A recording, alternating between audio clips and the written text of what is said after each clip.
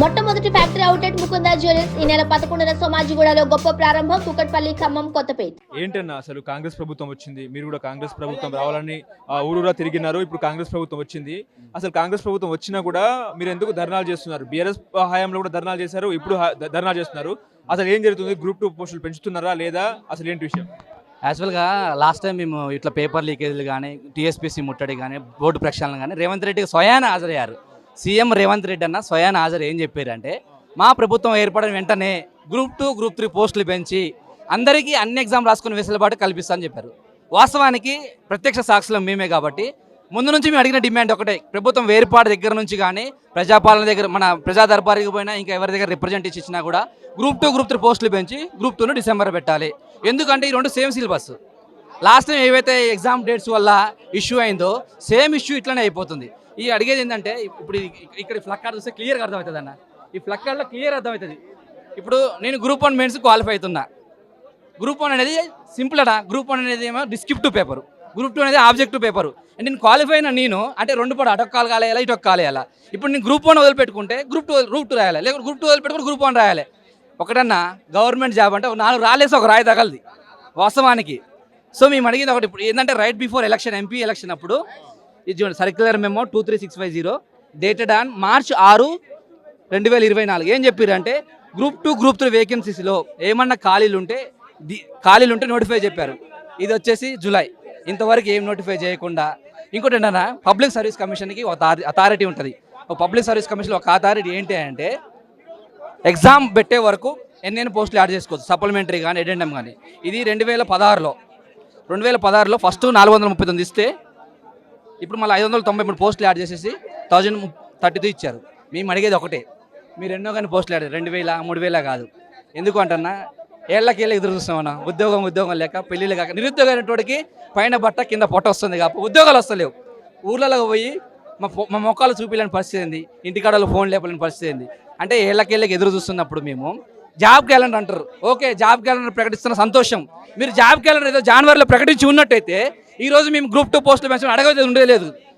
వేలకేళ్ళకి ఎదురు చూస్తున్నాను. ఫినాన్షియల్గా బాగా లాస్ అయ్యి మళ్ళీ ఒక 6 months, మళ్ళీ ఒక 8 months జాబ్ క్యాలెండర్ పెట్టి వెయిట్ చేయాలంటే అంత స్తోమత మా దగ్గర లేదు. ఇదే 5 రూపాయల భోజనం, చిక్కడపల్లి 5 రూపాయల భోజనం తినుకుంటా చిక్కడ ర్యాపిడోలు, స్విగ్గీలో చేసుకుని బతుకుతున్నారు. మేము అడిగేది ఒకటే, ప్రధాన డిమాండ్ అనేది, అన్ని డిమాండ్ లేదో మధ్యలో వచ్చినాయి. ప్రధాన డిమాండే గ్రూప్ 2, గ్రూప్ 3. ఎందుకు అంటే ఆ రోజు బీఆర్ఎస్ ప్రభుత్వం దింపింది గ్రూప్ 2 మూమెంటే. గ్రూప్ 2 మూమెంటే 10,000 మంది, 20,000 మంది రోడ్డు మీదకి వస్తే ఇదే ప్రతిపక్ష హోదాలో ఉన్న వీళ్ళు రేవంత్ రెడ్డి గారు కానీ మన శ్రీధరబాబు సార్ కానీ గ్రూప్ 2 పోస్ట్ పోన్ చేయాలని చెప్పేసి వాళ్ళే రిప్రజెంట్ ఇచ్చారు. అక్బరుద్దీన్ ఓవైసీ కూడా సేమ్ పరిస్థితి వచ్చింది. డేట్ ఇచ్చేటప్పుడు ఆ బోర్డు ఈ బోర్డు ఒక దగ్గర కూర్చొని మాట్లాడితే ఏది ఓవర్లాప్ కాదు. డేట్స్ ఇచ్చేటప్పుడు లాస్ట్ టైం బీఆర్ఎస్ ప్రభుత్వంలో కూడా గ్రూప్ 1 మెయిన్స్ అయిపోయిన తర్వాతనే గ్రూప్ 2 2 months టైం ఇచ్చి గ్రూప్ 2 పెట్టారు. ఏంటంటే అన్న, ఇప్పుడు ఇది విశ్లేషణాత్మకంగా రాయాలి గ్రూప్ 1 మెయిన్స్ అనేది. గ్రూప్ 2 అనేది ఆబ్జెక్ట్ ఏదో 1, 2, 3 పెట్టుకుని పోతుంది. So end of the day ఏమవుతుంది అంటే, నోటిఫికేషన్ లేదు కాబట్టి ఎవరికైనా గ్రూప్ 1 మెయిన్స్ రాయాలి ఉంటుందన్న. 13 సంవత్సరాలు లేదు గ్రూప్ 1 అనేది, 13 సంవత్సరాలు లేదు. గ్రూప్ 1 తర్వాతనే గ్రూప్ 2, గ్రూప్ 3 పరీక్షల్లో పెంచి ఎన్నో కానీ పెంచండి. ఎందుకంటే అది మీరే చెప్పారు కదా పెంచుతా అని చెప్పారు కాబట్టి పెంచి గ్రూప్ 2, గ్రూప్ 3 దగ్గర పెడితే నిరుద్యోగులకు న్యాయం చేస్తారు. అంటే ఇప్పుడు బల్మూరి వెంకట్ ఏం చెప్తున్నారంటే, బీఆర్ఎస్ ప్రభుత్వంలో జాబ్ క్యాలెండర్ ఇవ్వలేదు, ఉద్యోగాలు ఇవ్వలేదు. మా ప్రభుత్వంలో జాబ్ క్యాలెండర్ పాటు ఉద్యోగాలు ఇస్తామని ఆయన చెప్తున్నారు.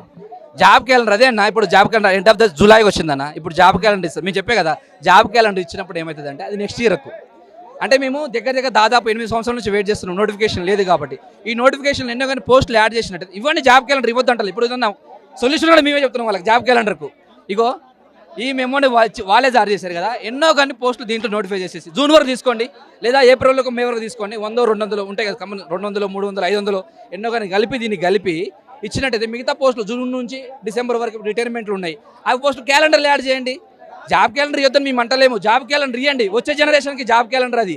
మా జనరేషన్ ఆల్మోస్ట్ మేము లాస్ అయినాం కదా. 10 సంవత్సరాలు ఏదైతే బీఆర్ఎస్ నిరకుశ పాలనలో కొట్లాడినాము. ఎట్లుందంటన్నా, కాళ్ళు మొక్కి ఓట్లు వేసినాం కానీ మేము ఎందుకు వేసినాం కాళ్ళు మొక్కి ఓట్లు, కొలువులు పెంచుతారని. అదే కొలువులు మాకు దిక్కు లేకుండా మేము అడిగేది ఒకటి, ప్రధాన డిమాండ్ ఇదే అన్న.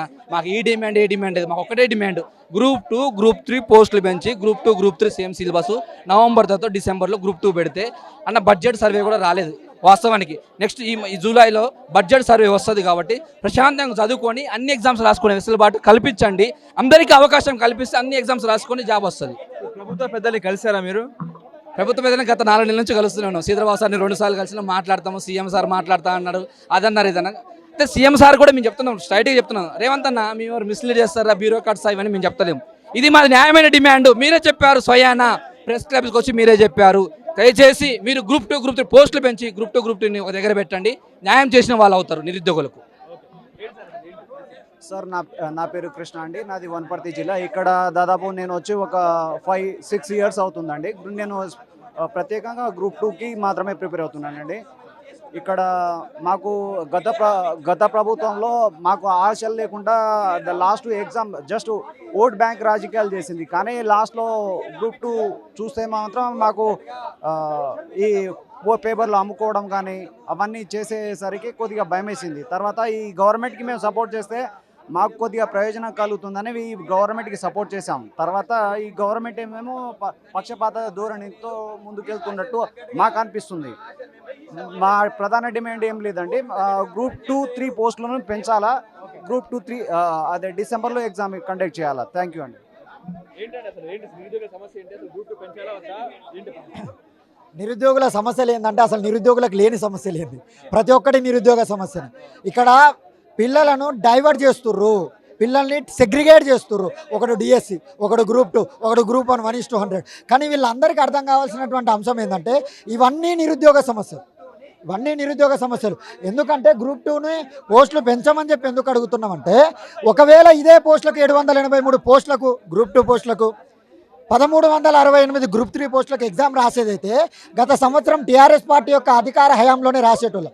కానీ ఒక సంవత్సరం ఆగి మీ ప్రభుత్వాన్ని ఏర్పాటు చేసి లాఠీల దెబ్బలు తిని కేసులు పెట్టించుకొని మీ ప్రభుత్వ ఏర్పాటులో మా యొక్క బాధ్యత ఉన్నప్పుడు మీరెందుకు పోస్టులు పెంచట్లేదు? అయినప్పటికీ కూడా మీరు ఏ ఒక్క పోస్టును పెంచకుండా అదే గ్రూప్ 2ని అదే గ్రూప్ 3ని అట్లనే ఎగ్జామ్స్ కండక్ట్ చేస్తామన్నది. కాబట్టి ఈ నిరుద్యోగ లోకమంతా కాంగ్రెస్ పార్టీ మీద ధ్వజమెత్తుతుంది.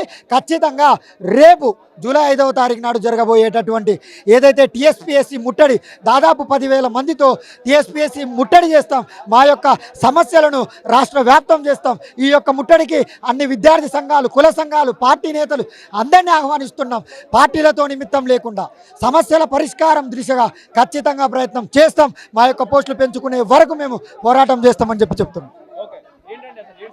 అన్న సమస్య వచ్చేసి ఇదే రేవంత్ అన్న మా ప్రెస్ క్లబ్కి వచ్చిండు, నేనే అధ్యక్షత వహించిన కార్యక్రమానికి. ఇదే రాహుల్ గాంధీ గారు ఈ సెంట్రల్ లైబ్రరీకి వచ్చారు, ఆయనే మాటిచ్చి స్వయంగా. ఇదే రియాజ్ సారు, కోదండం సారు, బలమురి వెంకటన్న మాతోనే ఉన్నారు, ఉద్యమం చేయించారు. మేము వేల మంది రోడ్ల మీదకి రావాల్సిన పరిస్థితి, 10,000 మంది రోడ్లు ఎక్కినాం. ఇదే గ్రూప్ 2 మూమెంటు ఈ యొక్క సమస్య అయితే దాపరించిందో అప్పుడు సేమ్ సమస్య అన్న, సేమ్ పరిస్థితి. మేము ఒక్కటి రిక్వెస్ట్ చేస్తున్నాం, పోస్టులు పెంచమంటున్నాం. ఒకటి ఎగ్జామ్కి గ్యాప్ ఉండాలంటున్నాం. అన్న గ్రూప్ 1 పోస్టులు పెంచమని మేము అన్ని అడగలే, పోస్టులు పెంచారు. డిఎస్సిలో కూడా ఎన్నో పోస్టులు పెంచారు. కానీ గ్రూప్ 2లో కానీ 3లో కానీ అయితే 2 సంవత్సరాల క్రితం వచ్చిన నోటిఫికేషన్ అయితే ఎన్ని ఉన్నాయో పోస్టులు ఉన్నాయో అవే నోటిఫికేషన్కి ఎగ్జామ్ పెట్టడానికి రెడీ అయ్యారు. అలా నాకు డిఎస్ ఎగ్జామ్ ఉంది, గ్రూప్ 2 ఉంది. స్వయంగా నేను ఉద్యమం చేసినోనికి, ఒక క్రియాశీల రోల్ పాటించడానికి ఇదే కాంగ్రెస్ పార్టీ కోసము నేను నిరుద్యోగ చైతన్య బస్ యాత్రకి టీం లీడర్ని, ఇన్ఛార్జ్ని. దాదాపు 45 నియోజకవర్గాలు తిరిగి పార్టీ గెలుపు కోసం పనిచేసిన వాళ్ళం, పార్టీ కార్యకర్తల కంటే ఎక్కువ కష్టపడ్డోళ్ళం. కానీ మా కోసము ప్రభుత్వము కొంచెం ఆలోచన చేయట్లేదు, స్వయంగా కొంచెం ఆలోచించట్లేదు. ప్రభుత్వం ఎందుకు తప్పుదోవ పడుతుందో, గత బీఆర్ఎస్ ప్రభుత్వం చేసినట్టు చేస్తుందో మాకు అర్థం కాని పరిస్థితి. దయచేసి మా ఇష్యూని సీరియస్గా తీసుకోకపోతే, రేవంత్ అనేది స్వయంగా సమీక్షించకపోతే పరిస్థితి చేయి దాటిపోతుంది. మా ఇష్యూని కన్సిడర్ చేయాలి. ఏం లేదన్న మేజర్గా గ్రూప్ 2, గ్రూప్ 3 పోస్టులు పెంచి గ్రూప్ 2ని డిసెంబర్లో ఎగ్జామ్ కండక్ట్ చేసినట్టయితే 90% ప్రాబ్లమ్ సాల్వ్ అవుతుంది. మేము మేము చదువుకుంటాము, మాకు ఈ రాజకీయాలు అవసరం లేదన్న. ఇదొక్కటి రిక్వెస్ట్ చేస్తున్నాం రేవంత్ అన్నకి, ఇదొక్క ప్రాబ్లం సాల్వ్ చేస్తాం. జాబ్ క్యాలెండర్ రిలీజ్ చేస్తామని చెప్తున్నారుగా అన్న, జాబ్ క్యాలెండర్ అంటున్నారన్న. మేము పుష్కర కాలంగా నిరుద్యోగులుగా ఇక్కడ సంవత్సరాలుగా చదువుకుంటున్నామన్న. పార్టీ గవర్నమెంట్ ఫామ్ అయితే ఇయర్లో 2 లక్షల ఉద్యోగాలు అన్నీ పెంచుతాము, పరీక్షకు వ్యవధి ఎగ్జామ్కి వెసులుబాటు కల్పిస్తామని చెప్పిన మాట అన్న ఎవరైతే చెప్పారో ఈ మాటలకు నమ్మే మేము మీ ప్రభుత్వం కోసం, మీ పార్టీ కోసం పనిచేసిన వాళ్ళము. జాబ్ క్యాలెండర్ ఇప్పుడు మేము ఆశిస్తలేమన్నా. ఎందుకు ఆశిస్తలేమంటే, జాబ్ క్యాలెండర్ ఇస్తే 2025 ఆ సంవత్సరం అంతా మొత్తము ఇక్కడే ఉండాలి. మేము ఇంకో 1.5 year ఇక్కడే ఉండాల్సిన పరిస్థితి వస్తుంది. దయచేసి ఈ డిసెంబర్ వరకు పుష్కర సంవత్సరాల కొద్ది వెయిట్ చేస్తూ ఉన్నాము. ఈ డిసెంబర్ వరకు అన్ని పరీక్షలు పోస్టులు పెంచి అన్ని పరీక్షలు వెసులుబాటు కల్పించి మాకు రాసుకుని మేము వెళ్ళిపోతాము. దయచేసి జాబ్ క్యాలెండర్ ఎవరు ఆశిస్తలేమన్నా, ఆ డిమాండ్ ఉండొచ్చు, మేము స్వాగతిస్తున్నాం దాన్ని, మేము దాన్ని వ్యతిరేకిస్తలేము. కానీ ఇప్పుడు మాత్రం జాబ్ క్యాలెండర్ అత్యవసరం కాదు, పోస్టులు పెంచడమే అత్యవసరము, ఎగ్జామ్కి వెసులుబాటే అత్యవసరం అన్న. కొంతమంది 1:50 అని చెప్తున్నారు, కొంతమంది 1:100 అని చెప్తున్నారు. అసలు ఏంటండి అన్న 1:50 1:100 అనేది కొందరు వ్యతిరేకిస్తున్నారు, కొందరు సమర్థిస్తున్నారు. అది అనేది ఆల్రెడీ 30,000 మంది వస్తారు. అది కోర్టు కూడా దాన్ని కన్సిడర్ చేయమని చెప్పేసి పబ్లిక్ సర్వీస్ చెప్పడం జరిగింది. నిన్న పబ్లిక్ సర్వీస్ కమిషన్ కూడా రిజెక్ట్ చేయడం జరిగింది. మేము దాన్ని వ్యతిరేకిస్తలేము. కానీ సీరియస్గా ఉన్న ప్రాబ్లం మాత్రం ఇదే, పోస్టులు పెంచడము, ఎగ్జామ్కి మధ్యలో గ్యాప్ ఇచ్చి అన్ని ఎగ్జామ్ రాసుకునే వెసులుబాటు కల్పించడం. నేను ఆ సమస్య లేదు అని చెప్పేసి మాత్రం అనను. కూడా మా మిత్రులు ఉన్నారు. డిఎస్సి కూడా ఒక 30 రోజులు 30 డేస్ టైం ఇవ్వాలని చెప్పేసి చెప్పే మా మిత్రులు కూడా ఉన్నారన్న. మేము సీఎంని తప్ప అందరి మంత్రుల్ని, అందరి ఎమ్మెల్యేలని గత 3 నెలల నుంచి కలుసుకుంటూనే వస్తున్నామన్న. రిక్వెస్ట్ ప్యాటర్న్లో మేము ప్రచారం చేసి స్వయంగా మేము తెచ్చుకున్న ప్రభుత్వం కాబట్టి రిక్వెస్ట్ మేనర్లో అందరి మంత్రుల్ని, అందరి ఎమ్మెల్యేని కలిసామన్నా, ముఖ్యమంత్రిని కూడా కలిసే ప్రయత్నం చేసినామన్నా. కానీ ముఖ్యమంత్రిని కలవలేకపోయినాము అన్న. విద్యాశాఖ మేము అదే అంటున్నాము, రేవంత్ అన్న ప్లీజ్ మా యొక్క ఇష్యూ కన్సిడర్ చేసి మాకు అపాయింట్మెంట్ ఇవ్వండి, మాతో చర్చలు జరపండి, ఇంకెవ్వరి మాట వినకండి అన్న. మా వెనుక ఏ రాజకీయ పార్టీ లేదు, ఏ రాజకీయ శక్తి లేదన్నా. మేము సీరియస్ ఆస్పిరెంట్స్ నిరుద్యోగులం ఉన్నామన్నా. మాతో చర్చలు చేసి మా యొక్క ఒపీనియన్ తీసుకోవాల్సిందిగా మేము సీఎం గారిని వ్యక్తం చేస్తాం. హరీష్ రావు రెచ్చగొడుతున్నారని చెప్పేసి, కేటీఆర్ రెచ్చగొడుతున్నారని చెప్పేసి కాంగ్రెస్ వ్యాఖ్యలు నిజమే అంటారా? అన్న ఎవరు రెచ్చగొడతలేరు, ఎవరు రెచ్చగొడడానికి మేము బడి పిల్లలం కాదన్న ఇక్కడ. ఎందుకంటే నన్నే ఎంతోమంది అప్రోచ్ అయ్యారు అపోజిషన్ పార్టీని. నేను ఒకటే చెప్పిన, అన్న మాకు కావాల్సింది బీఆర్ఎస్ పార్టీ, బీజేపీ పార్టీ మేము మద్దతు కాదు, మాకు కావాల్సింది ప్రభుత్వ మద్దతు కావాలి, రేవంత్ అన్న మద్దతు కావాలి.